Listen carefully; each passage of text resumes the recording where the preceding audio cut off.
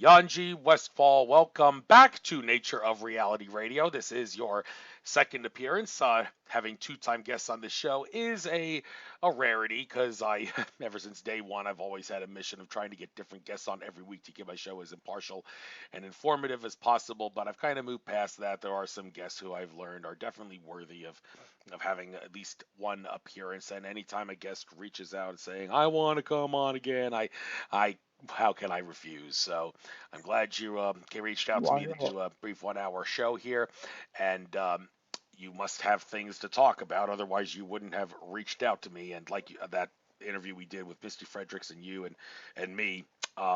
When you tagged along with Misty, that's the second time she came on my show. I didn't know I had her on my show more than once, and now I realized I did when I saw that. So yeah, I've had so many guests on. I probably am going to reach out to a guest that I didn't realize I had on before at some point or another. So that's what Right. happens when you do shows for a long time. So, but anyway, I've babbled long enough. Why don't you reintroduce yourself for those that missed that first show Yeah. over a couple years ago, and then you've got the floor to talk about whatever it is that you wanted to talk about with the burying people in the ground knee deep to resemble trees and anything else you want to talk Yeah. about. So you got the floor, Yanji. Awesome. Well, the first thing I want to say is I want to say thank you, Andrew Fisher, for your beautiful show here, and thank you to all the listeners and the Nature of Reality show. I think it's a wonderful concept, and I really did want to come back because before I was speaking kind of like under the wings of my friend, and she was doing a show, and so I thought that maybe we could do just like a specific, kind of like humanitary show. That's the name of our movement. So people can, take a look at on a Facebook group. There's a humanitarian movement, and Andrew, since we've talked the last time, the movement has grown into 15 countries and about 15 states. Kind of unbelievable, but it has. And so, what we do is we're kind of terming this as a deep earthing experience. A lot of people have heard of earthing, walking barefoot. And so what we do is we kind of integrate the idea of connecting with the earth by having an actual ceremony, digging a hole about knee deep, having a person stand inside of it and have the soil move back in, and a person becomes a tree. The soil is packed so a person can sway, and then water comes in the hole. We sing to the person, and so we're kind of really going much further than just your regular barefoot earthing. We're really kind of like looking at it with with the name, the nature of reality. What we've really been discovering is that that we're basically reunifying human consciousness with the earth as a movement. So the idea is that people can um, heal themselves. There's a lot of emotional work that can happen in the earth, and kind of like that concept that that everybody's kind of aware about how the world is speeding up and all this technology is happening. And then can you just imagine, just out of left field comes a movement for the entire planet that says, can you stop? Can you slow down? Can you just get into one spot to connect? So we believe that what we have is very significant in this world today, with everything that's going on, and that the idea that the human being, or us human beings, reunifying with the earth will help us to apply the solutions that we already know. So that the idea that connecting down and in, and with ourselves and with life and with the cosmos, if enough of us humans do that, especially if we can get some of our influential people on the planet to do that, then we can start making some really good decisions. Um, so what do you think of that, Andrew? Well, as a nature lover, I think it is absolutely great that you are doing what you are doing to try to get people to ground in unique ways other than walking barefoot on the earth. And I don't remember much about what the questions were that I asked you on that previous show. So, hey, if I regurgitate some, that's all right. I think it's a great hobby to try, and a couple bits and pieces about this. It's knee deep, right? Is there a reason why the Right. knees are like the threat? You don't want to go any higher, and you don't want to go lower Yeah. than the It's knee level. it's What's the idea it's behind the that? knee level has to do with the fact that a person can sway. We have found that the getting packed in and swaying is kind of a good way for our emotions to move. And also the idea that, for elders and for people that have, disabilities in their bodies or have difficulties, by planting to the bottom of the knees, the hole itself and the earth itself can turn into a chair. So you can literally sit down, versus if you're planted to the hips, you can't sit down. And it's just something that we've discovered. I mean, part of the reason is that, like, a lot of people around the world, a lot of the tribal, native, indigenous people have done this for thousands and thousands of years of having a person get buried laying down sideways, or horizontally, and getting buried up to the neck. Since we're doing this as kind of like a standing or upright planting, going deeper than the knees would also not really be necessary in the earth. Would be a lot of extra work, and it would be kind of like disturbing it's just even trees, like knee deep is deep enough for a tree. Um, so, kind of it all fits together so that it all kind of comes down to the knees, and then it makes it nice and easy. Um, so that's kind of like, the swaying and stuff.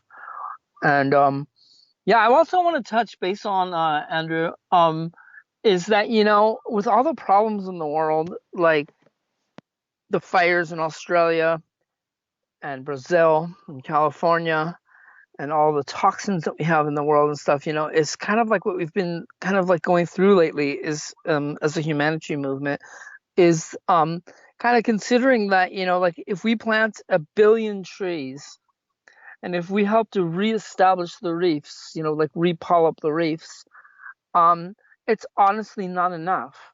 And why? Because the corporate greed is so strong and the wheels are turning so strong. The ocean is acidifying. So if we fix the reefs, they're going to get destroyed again.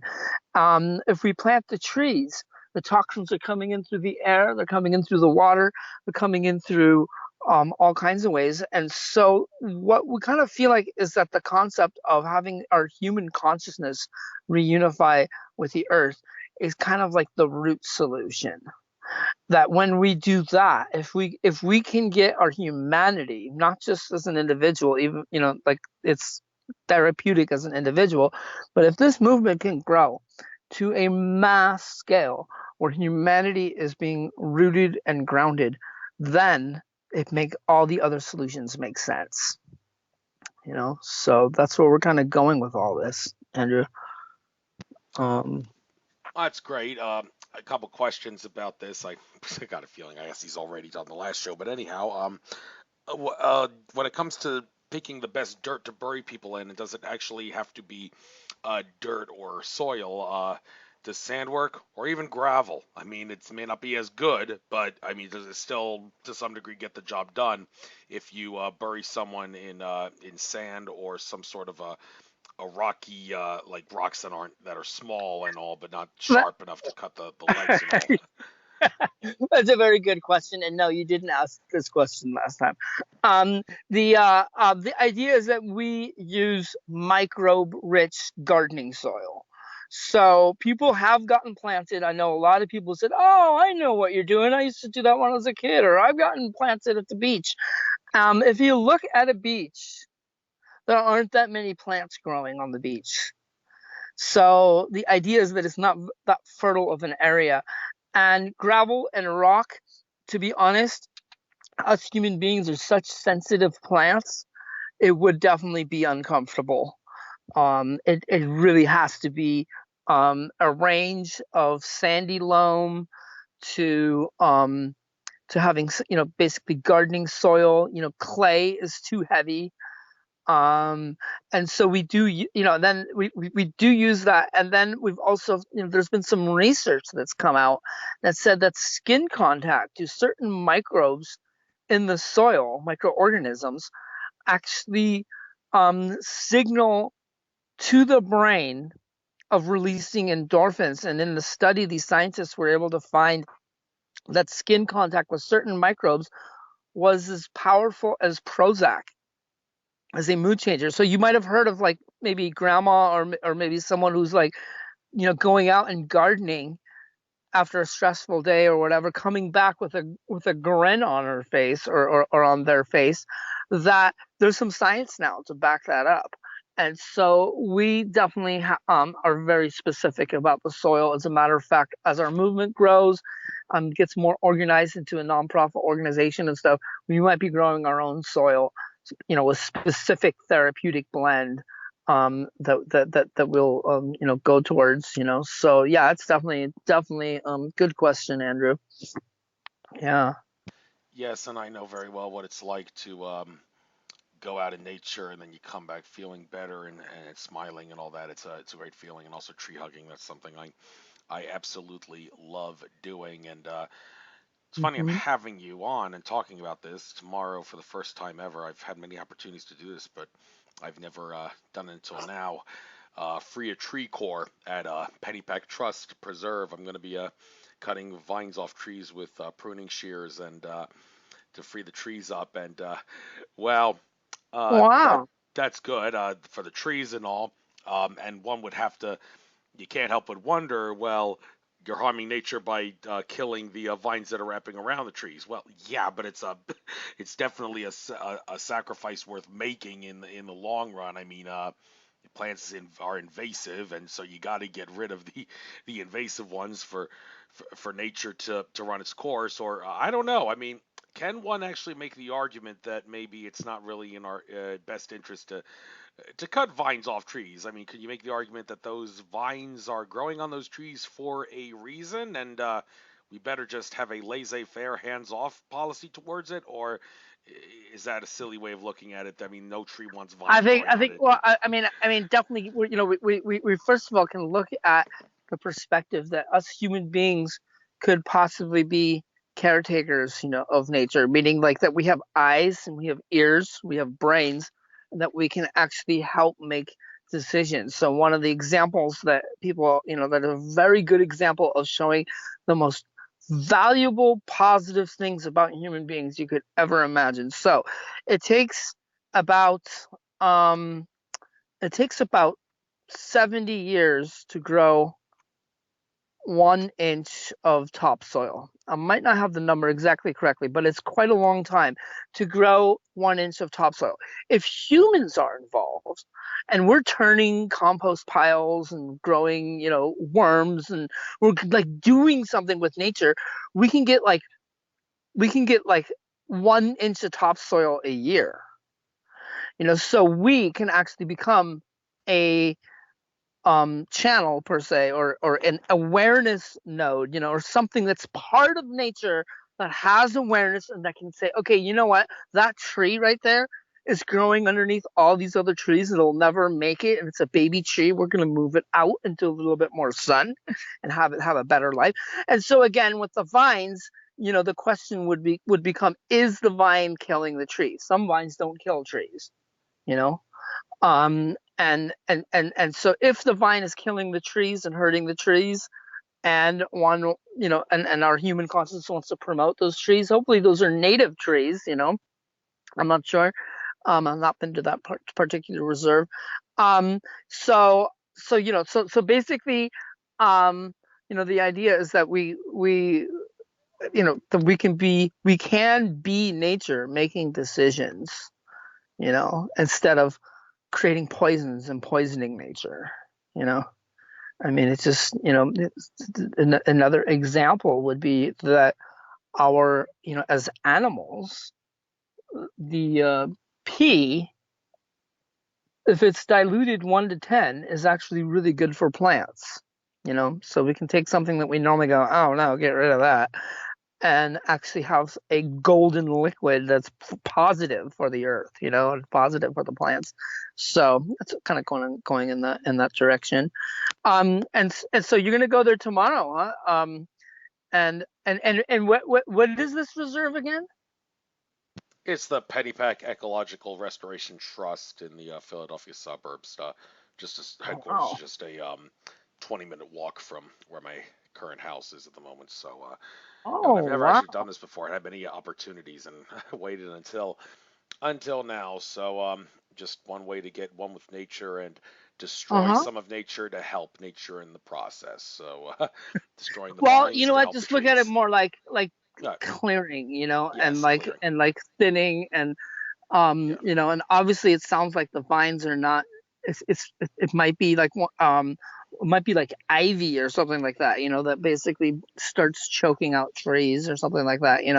I'm not sure which kind of vines that you're going to be working with. Um, so I would like to also kind of so I was touching base on the idea that that us humans can be a solution, and that by getting planted in the earth, and doing this kind of like a ritual ceremony. I want to just touch base on that as well, Andrew. Is that um, first of all, people ask me a lot. One of the biggest questions I get is, "What kind of trees do you guys plant?" And the answer to that question is, it depends on what the caretakers and owners of the land wants. Like if it's a state park or if it's Hmm. someone's private yard or whatever, we're never coming in saying, "Could we plant this tree?" We come in and say, "Do you have any trees to plant?" Or what kind of trees is part of your vision of planting here? So that some people might want native plants, some people might want fruit trees because they're growing fruit, like a food forest or something like that. So we're integrating, into that. And um and so uh so so we basically like to you know work with the permacultural vision of a land and sustainability. And then the idea is that the human being that is being planted, that what we like is oftentimes for that person to be the one to find the place where the tree is planted. We almost feel like it doesn't happen all the time, but basically, the idea is that when you are searching for a place to plant a tree, that is already part of your grounding experience.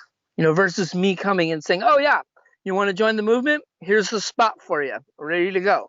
You know, and so the idea is that we're also working, Andrew, with the idea that when I mentioned that it's a ceremony, and oftentimes ceremony are involved with spiritual and praying and stuff like that. Well, I just want to explain a little bit more. Is that the humanitarian movement? We basically only teach people the act of getting planted, the physical parameters, like that the hole has to be flat at the bottom, or the depth of the hole, or that the soil comes in, or that a person is packed, physically packed like a post, or that a person also has a little bit of alone time so they can feel the experience a little bit. So we teach all that. And when it comes to the other elements of the ceremony, is we open it up to let every human being bring in what is meaningful to them and what their life path is about. For example, if a person loves sound healing, okay, you can bring sound healing. If a person loves to chant Buddhist, chants, bring, chant Buddhist chants. If a person loves to pray to Jesus, pray to Jesus. And if a person doesn't want to pray and they want to just laugh, go ahead, come, so basically, um it's really tailored around really involving and empowering each human to, because we believe that every human being is the most important person in the whole world, but each person, and so that's why it is all of us. And so, or imagine a child that wants to bring their Star Wars toys and decorate around the hole. Right on, bring them down. Bring down your characters. Bring down your toys. And so that kind of, also kind of, the idea that like people just got, have been getting planted in Kenya and they're singing their songs and they're doing it their way, or people that are like Hawaiian people or other native people in the world.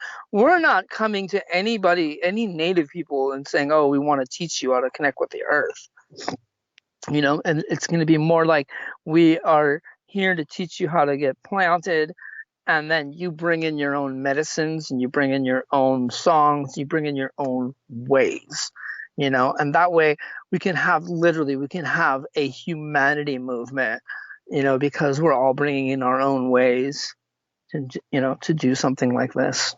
So, yeah. That's great. And when it comes to caring for the trees, they have a lot more power and ability than we're led to believe. During a recent conference that I was at in Orlando, Florida, Brad Johnson of Channels of Drones gave all sorts of gave a lecture of sorts about how to communicate with plants and trees, and how to like how it has its own conscious. Well, everything has its own consciousness, but trees have like higher level of consciousness than we could ever imagine for something that's just a plant.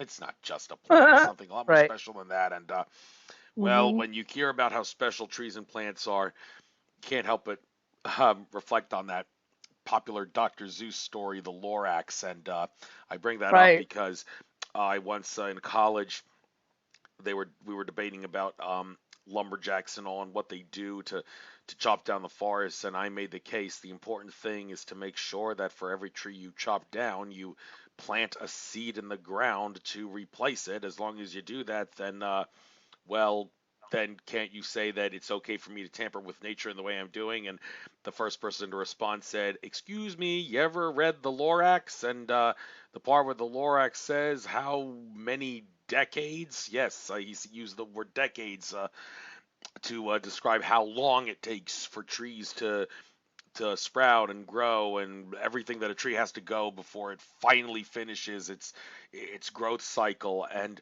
Hmm. the big argument was, well, what you shouldn't be chopping down trees even if you are replanting them, because, well, time may be an illusion from a spiritual perspective, but but things still have to grow in this 3D matrix. And from that standpoint, trees aren't gonna money don't grow on trees.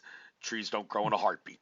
So we Yeah. got to give it time. Well, is there, if that's the case, then, well, any suggestions on how to, is there anything that can be done Yeah, for this I mean, problem? there is such a thing as called sustainable logging practices, Um, so, the idea is that instead of saying that you're going to plant a tree, the idea is to have a um a forest where the trees that say get cut down at 50 years old, and you're planting the trees within that 50 years. So by the time you cut down the 50-year-old tree, you have other 40-year-old trees already, right? So that it only so basically it becomes a cycle, and that way it's sustainable for the logging, like for people to have work, and it's sustainable for the forest, and it's sustainable for all of the creatures in the forest and all of the relationships that are like with the rivers and the water. So it's when we clear cut, especially if we're looking at like cutting down a 3,000-year-old tree, right? That does not make sense because we in our lifetimes cannot replace that, you know, versus cutting down a 50-year-old tree and having a system of forestry and sustainable practices that can work. So in a sense, there are a lot of environmentalists out there. It's not against using wood. It's against how we use wood, and are we, a net positive influence into the system. So that basically is one. It's so planting a seed wouldn't wouldn't quite work on that sustainability path because of unless you planted the seed, like I said, about 40 or 50 years before you cut the tree down, saying so that you have something to replace the tree with actually already growing. Um, and so I want to also touch base with the idea that, a person is becoming a tree for a little while, and a tree is planted in the whole, that we're really addressing the climate change issues, not only by planting trees, but really also the climate change issues are really stressful for a lot of our youth, and a lot of our younger generations are just people just really just anxiety and freaking out and not knowing what we're gonna, how we're gonna, move into the future, how we're gonna leave in the future. Well, that's where the idea of getting planted comes in, is to kind of root ourselves into the Mother Earth and planting trees, so that we're basically healing ourselves and healing the earth. Because, what a lot of us are carrying are a lot of trauma.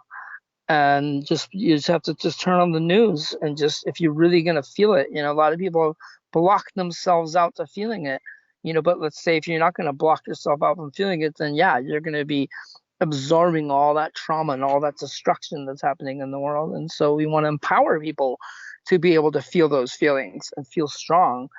And so getting planted can, really, help with that.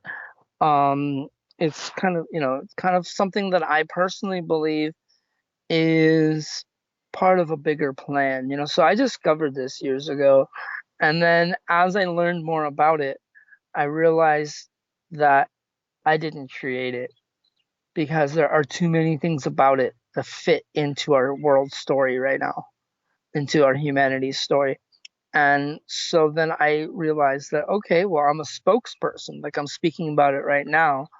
And, our vision, there's a lot of people joining this movement. So anyone that gets planted and plants a tree can become a spokesperson too, so that it's less focused around me. And, yeah, it's just kind of a great opportunity for us humans, to do something really wonderful and work with each other and work with nature, and have something, that we can do positive, So wonderful. That is Kurt true. And oh, my phone's ringing. I'll just ignore that. Sorry if you hear the ringing in the background. But anyhow, when it comes to protecting trees and saving nature and all that, sometimes we have to make sure we don't obsess about it in a manner that's unhealthy to the point of losing touch with nature and reality when we're crying over spilled milk and all. And well, let me to give an example of what I'm talking about here.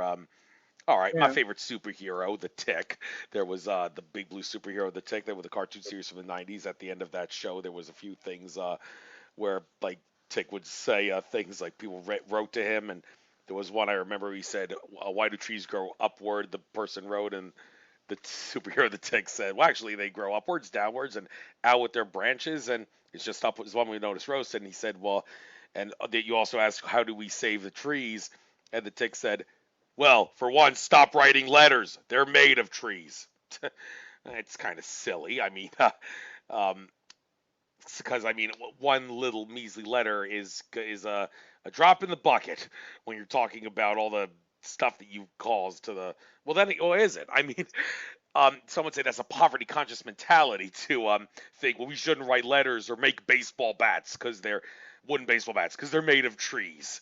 And then you're going to get the safety net say, well, don't use metal bats because they're more hazardous than the wooden bats. But anyhow, my Yeah. Well. point is the things that we Mhm. can make trees out of, is it really unhealthy and ridiculous to say save the trees by not using things that are made of trees? Because that's a poverty consciousness mentality Well, that I we're mean, I think I had already addressed that by communicating about having a sustainable forest that's specifically used, where the wood can be used, and then also paper.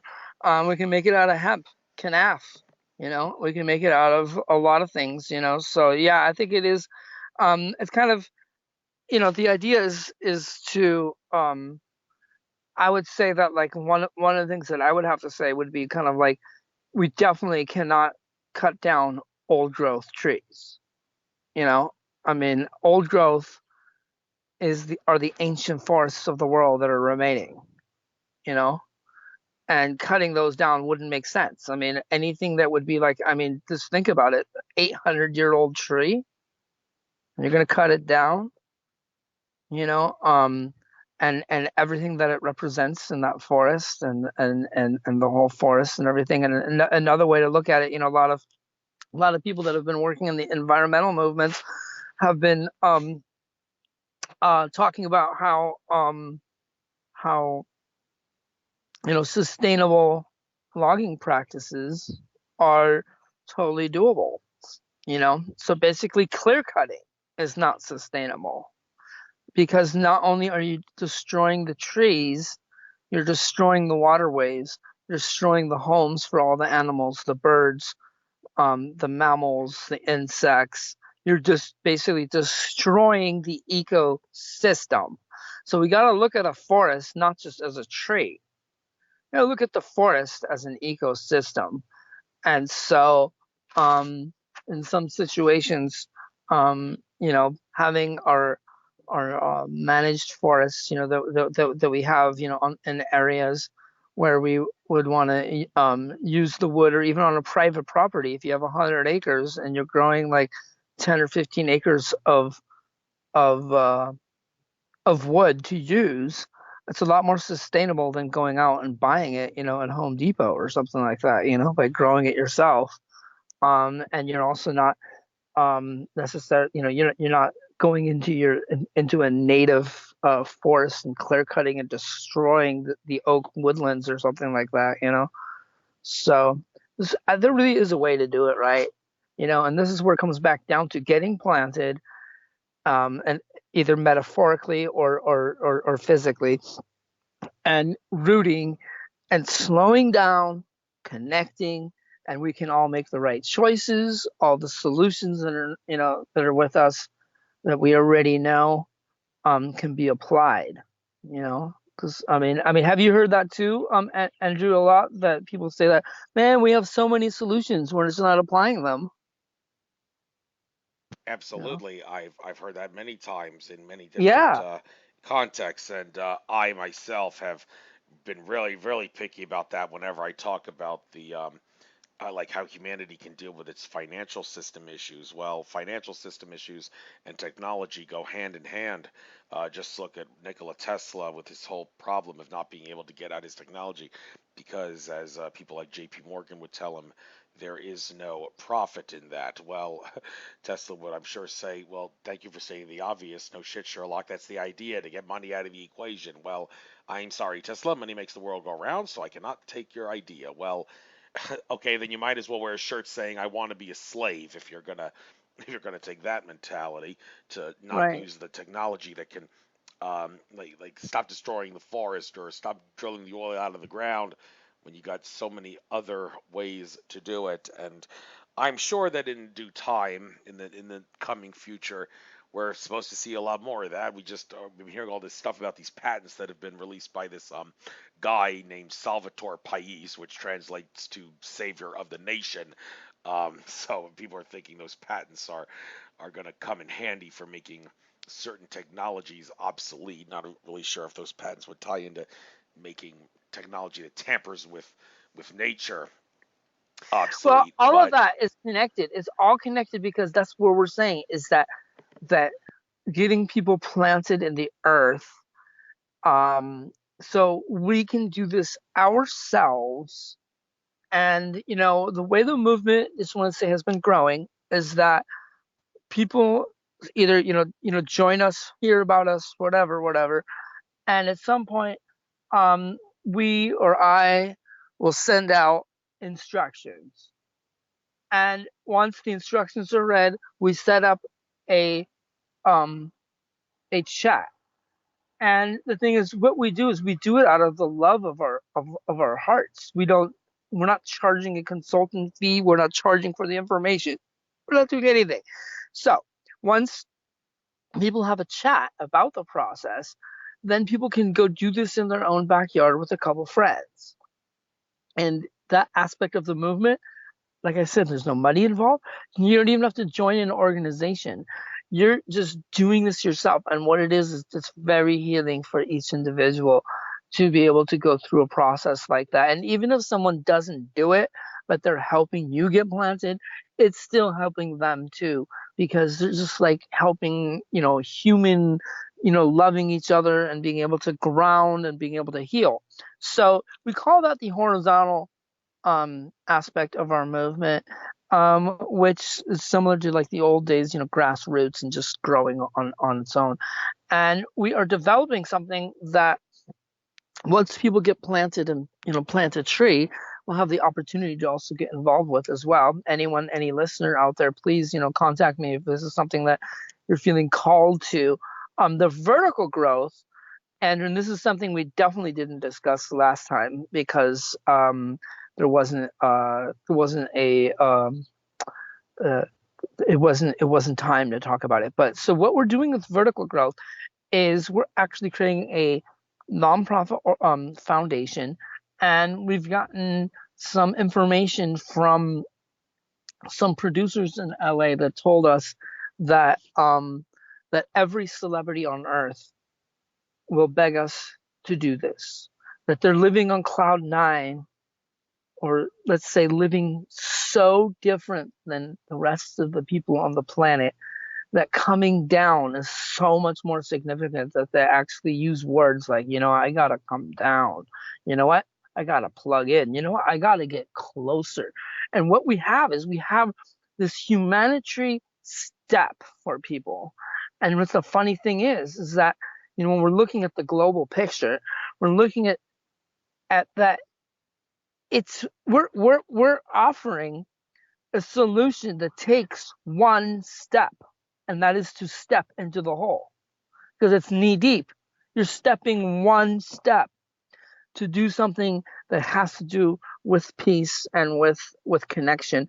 And so anyway, so the producers in LA told us that hey, you guys just set up a foundation and plant all these celebrities, and then ask them to create some content, like a song, a video, or something, about what's going on, and then just ask them to donate a small royalty into the foundation. Now, what the producers told us was this path that they educated us on will grow a financial abundance to be what they said was you and your friends will be able to fund all your dreams on earth, and which is a lot more than just humanity. So what we're doing is we're organizing our movement now. What we're adding in, Andrew, to this is not only planting the celebrities, but also planting presidents of countries, CEOs, religious leaders, spiritual gurus that have millions of followers, the most influential people on the planet. That's what we're gearing ourselves up in a vertical growth version of the movement of having all the finances we need, all the most influential people in the world, and we're all talking about grounding and connecting and applying solutions. So that's what we believe, as that we've found something that is like a mechanism that will actually allow us to accomplish what a lot of our dreams on this earth are, when it comes to like wanting to make the world a better place. And we feel like we've found an actual step-by-step plan with strategy. And because it's like how many other people would say, oh, if we can get the celebrities involved, or oh, if we can get the leaders of the world involved. We're not talking about that. We're saying that we will be planting them, and then they get involved, at least, at like a wave of them, and then having more of them, and then having it be a planetary awakening movement through each individual getting planted, back down to the roots, that it's like each person is just as important as a president of a country or a celebrity. We're not losing our way of saying, oh, well, forget about you. We've got some celebrities to plant. No, we believe that ourselves are important. We believe everybody's important. We believe this is a humanity. And we figured out a way to really, kind of like the way I look at it is that the transformation is happening without humanity. I believe humanity is a mechanism to kick it into high gear, because I mean, honestly, that's what everybody's talking about. We need something. We need to do something now. Like this is the moment, to do something, and that's where we're. It just happens to be kind of like almost like the universe has evolved us and this into this time space reality to be able to have something that is actually a solution. So yeah. Absolutely. And well, you do say that you don't want to put any one human, prioritize them over any other human. You want to try to treat them equally, but you can certainly make the case that there are people who are in much greater need of earthing and grounding than others. I mean, pilots and astronauts, they spend all their time up there on cloud nine, so to speak, up in the sky. They don't have much of an opportunity to ground. So now that I mention this, do you think maybe you maybe might want to get some inspiration here to reach out to pilots and astronauts and people who don't spend a lot of time on the ground, saying you need to make up for all that time in the sky by getting on the I, ground? This I is I would say that I've met people who have not taken off their shoes in like 20 years, like and walked barefoot. And the rubber of our soles is just disconnecting us. And then remember that our movement is not just about the grounding element, it's about having emotional connection with the Mother Earth. You know what I'm saying? So we're not looking at like people who are flying as being more ungrounded than somebody who's looking at a computer screen all day, or someone who even somebody who's gardening all day um can still benefit from this experience. And I would say that each person has to make that decision on their own. It's not me reaching out to people, it is me and our movement communicating what we're doing. And like you haven't heard me say one time, Andrew, oh, can we plant you, Andrew? The idea is that like at some point in time, if you feel so excited about what we're doing, you would be contacting us saying, you know what, okay, you said that you got instructions, let me know how to do it. So in that way, it's really like imposing. It's we're really not into imposing, we're into everybody. um and then when I was speaking vertical growth, that is kind of like an aspect of the movement that gets more awareness about it. So we will be reaching out to certain celebrities and certain people like that. But at the same time, again, what I said is that each human being is the most important person in the world. And in what world? In their own world.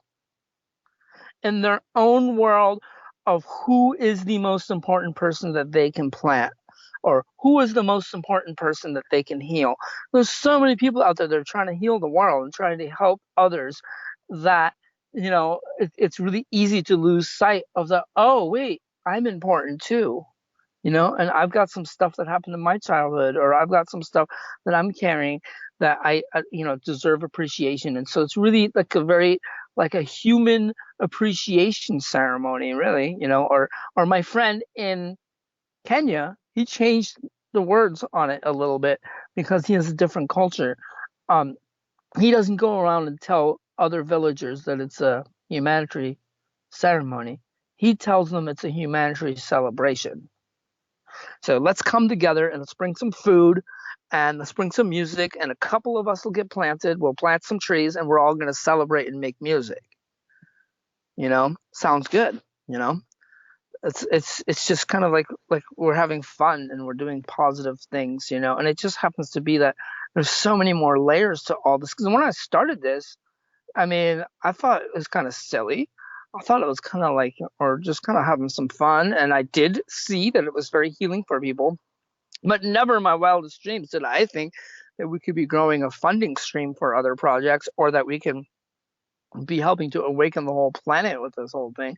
Um, so we're just here, doing our thing, and anybody. So it's open to for everyone to get planted and plant a tree and find their own place. And we also kind of like feel like that if people are feeling called to be part of the more vertical growth, then after getting planted and planting a tree, then that grows. So there's no trying, we're not really rushing around, Andrew. We're not really like like, we're not really like running around trying to plant celebrities. We're not really doing anything. It's just everything is happening organically, and it's almost like it's a cosmic story. It's almost like it's happened in other worlds before. So kind of like an almost like intergalactic, Right. And you mentioned that after I said astronauts are the ones that may need grounding more than other people. Um, well, I guess this may tie into what we're talking about here. One group of people that don't need grounding for obvious reasons are hippies, but the problem is hippies, they don't really exist in the modern era, but they did. Their unfortunate stereotypes that came with them have rolled over to the present day, particularly in America. You try getting into a place without shoes, you're going to be a victim of no shoes, no service, lickety split in a heartbeat, very likely. And you say America's supposed to be a free country, you're supposed to be liberating, let people without shoes be liberated and go barefoot where they want. Well, unfortunately, it doesn't seem to be the case, and a lot of it has to go back to anti-hippie discrimination. And well, I can't help but wonder what's going to be in store for me when I go down to Texas for the Libertarian National Convention in Austin on the May 22nd, around that Are time you going period. barefoot? I intend to be, and people are saying, "What are you doing at a political conference barefoot?" And I'm going to say, "Excuse me, this is very appropriate. This is a libertarian conference. Going barefoot is liberating. You should all be doing what I'm doing. What's your problem Oh, having you're grief with so what I'm?" funny. Yeah, well, yeah, you say it's funny, but other people probably aren't going to think it's funny. And I have actually gotten kicked out of a spiritual conference of all places. Well, they claimed that they were kicking me out because I was being barefoot. That was actually a cover story to conceal the real reason they kicked me out, which is because people in the audience complained about my unique style of getting interactive with the speakers, which was ridiculous because the speakers wanted to get interactive. That's a long story. It's a good thing I've reconciled my issues with the leader of that conference. It's actually the people that ran the place where the conference was being held that I should have had Yeah. beef with, and I didn't really realize that until later on. But still, my point is, grounding in America can be hard because of anti-hippie discrimination. Any ideas on how to solve that Yeah, I problem? have a lot of ideas on that topic. First of all, I live in Kauai and I can walk into any store barefoot. It's part of the Hawaiian culture out here too. Secondly, I want to touch base on is, the word hippie, because I have met people that look like hippies and they ended up like being really negative and very like thieves, or being very kind of like, so some people were using the image of looking like someone that's really full of love and full of every, like that. And then I've met other people that have short hair that don't look like a hippie at all, and they're like sharing their food with people, and they're being really sweet and stuff. So I think for some reason, for the I would like to take away the image of a hippie and look at it more like that the original concept was about a state of being, being a loving person. And so, from that perspective, um, you know, like I was saying before, is that a lot of us have things that we're carrying with us, um and grounding people. So when I've gone to festivals, Andrew, and there's definitely a lot of hippies in festivals, and guess what? A lot of people that are living a more, loving lifestyle, whatever, are very ungrounded, even if they're walking barefoot. I'm talking more ungrounded as I'm like, I don't know what I want to do now. You know, am I gonna go? I don't know if I want to go over there. And so that's just one, perspective, or let's say purpose in life. We've planted people, and they've found in 20, 30 minutes, found their purpose in life. So it's literal grounding, that we're talking about, and that it's really open to all, because it's you know um walking. I mean, this is just how I feel about it. Is like walking barefoot is not enough. It's nice. It can work to some degree, but even myself, I walk barefoot actually quite a bit here on the beaches and around here in Kauai. Um, but I don't really have a sense of like when I'm earthing that way, when I'm really feeling anything other than that it feels good, but nothing like an experience, like a aha moment.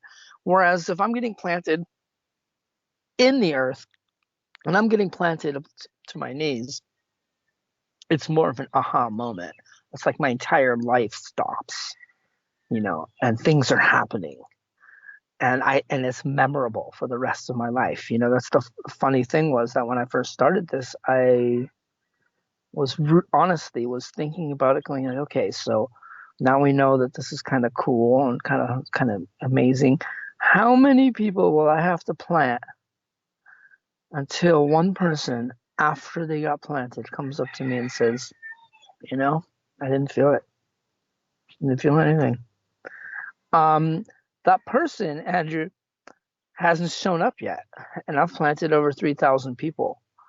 You know, um, every person that I've planted says that they have a life-changing event that takes place for them, and so really, when we're talking about grounding and earthing, it's just how, or a lot of people are also like buying earthing mats, and spending money and putting wires into their bed and I guess they're getting some healing and earthing from that. And that's not what we're talking about when we're talking about, deep earthing and when we're talking about grounding. We're talking about in the earth. So another example, have you ever seen those they're like dime sized um diameter like 6 to 8 10 foot copper rods that you buy at the hardware store Yes, to yes, pound into the ground and when a house gets grounded, yes. in order for the house to have a ground. Or I was using one when I was building an electric fence. Well, there it is. So it's like you can be grounded standing on the earth, but you're really getting grounded when you're planted in the earth. So there's a big difference. And it's I mean, we can definitely say that, gardeners don't need grounding as much. And then at the same time, if we're looking at like emotional work, who knows what that gardener went through when they were a kid that they can release. And so it's kind of like we'd like to say also that, excuse me, that uh the experience of getting planted is great for letting go. Like we oftentimes have people go through a process, a pre-process. This is for people that want to do it more therapeutic. It's not part of the general instructions. Is where they write down on a piece of paper, what is it that I would like to let go of in my life?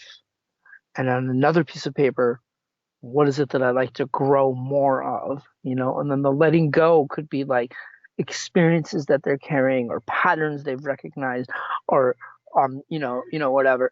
And so this can be integrated. So imagine you're digging a hole and you've already like 2 days ago wrote down this whole paper about what you want to let go of. That's like planting those intentions into the ground.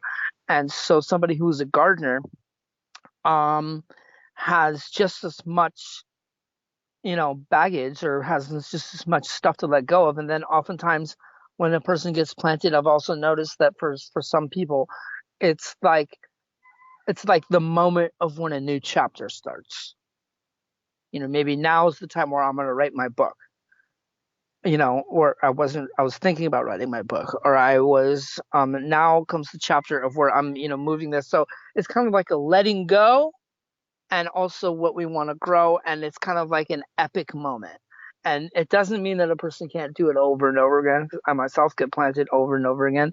It's just that getting planted has that capacity, to be a significant moment in one's life. And that could be anybody.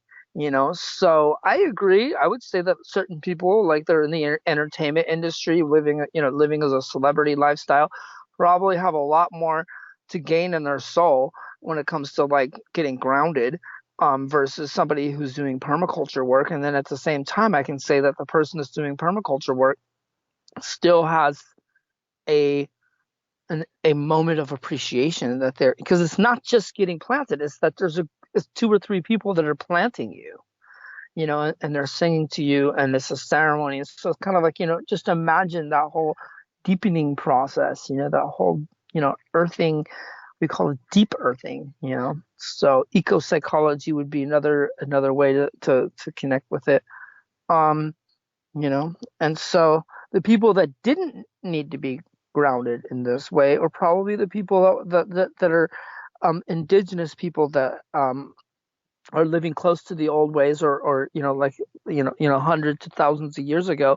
This ceremony didn't exist because people were not disconnected, you know so yeah.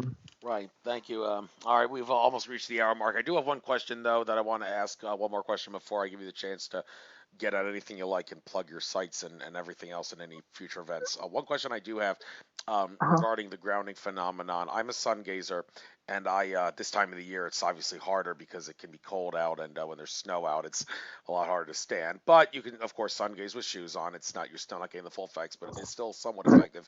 But one issue I've heard some people debate over, you don't want to really sun gaze in water because the water can uh, get rid of the electrical energy because it like it's absorbed in the water. And I've also heard that grass, it's not really in your best interest to sun gaze on grass compared to dirt because the actual grass will drain the energy out of you. Have you heard anything about that? Is there any truth to that? No, I mean, I do some sun gazing. I haven't really gotten into the whole field, but my intuition is going to speak right now. Is that sun gazing is so spiritual. It is feeling on such a higher level that none of that makes any difference.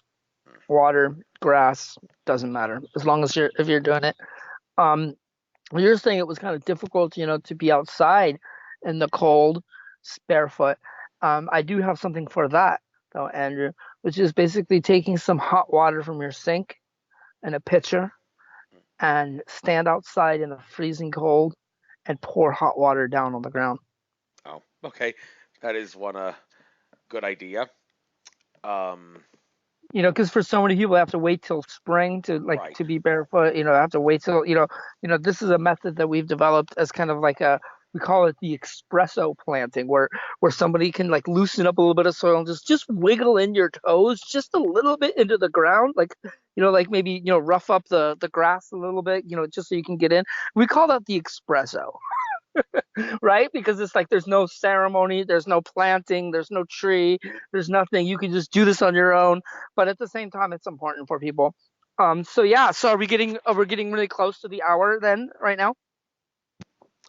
Yeah, we are, and so Good. well, thank you for the advice about the hot water. Although I have actually just trained myself to be able to go out in shorts, t-shirt, and no shoes in 42 degrees now. Well, I will admit though I have actually gained some weight, and I'm only 30 pounds away from the infamous 300 mark. About 5 foot 11, 270 pounds. You can imagine how big a beer belly I do have, but it has helped me in regards to being able to withstand cold weather a little bit. And it was 50 degrees was like the threshold, and now all of a sudden it's all the way down to 42. I've been able to in the daytime anyway. At night it's not as simple. But anyhow, Right, right, right. Try the hot water though. I mean, especially if you can pour the hot water first with one pitcher or whatever, and loosen it up, then take a shovel and just move the grass out of the way so that you can get into the earth, and then just wiggle your toes in and then pour more hot water. It feels, I would have to say, almost orgasmic. okay. It feels really good, like because it's hot, this gushiness down at our feet, and we're grounding. So very cool. Right. Good advice there. So, without Yeah. further ado, why don't you get anything you'd like to get out? Plug any internet stuff you got, any information regarding your future endeavors and future plans and any events you may be at. So, close us out, Yeah. please, So Jangee. basically, the best way for people to contact me personally is through my email, which is